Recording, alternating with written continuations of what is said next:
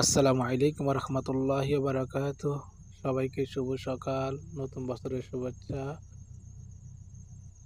যারা সকালবেলা উঠে তারা এই দৃশ্যগুলো দেখতে পারে, আর এই দৃশ্যগুলো দেখার অনুভূতিটা তারাই বুঝে।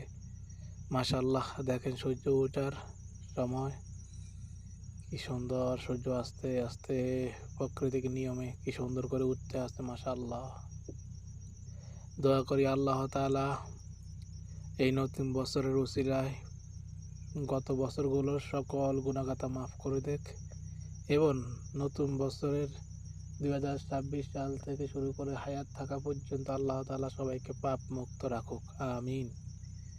আর বিশেষ করে দোয়া করবেন, আমার বাবা একটু অসুস্থ, দ্বিতীয়বারের মতো ঢাকা হাসপাতাল নিয়ে গেছে, ভর্তি আছে ওইখানে। আল্লাহ যাতে তাকে সুস্থ করে আবার এবং তাকে যেন নেক হায়াত দান করে, আমিন। আল্লাহ সবাইকে ভালো রাখুক।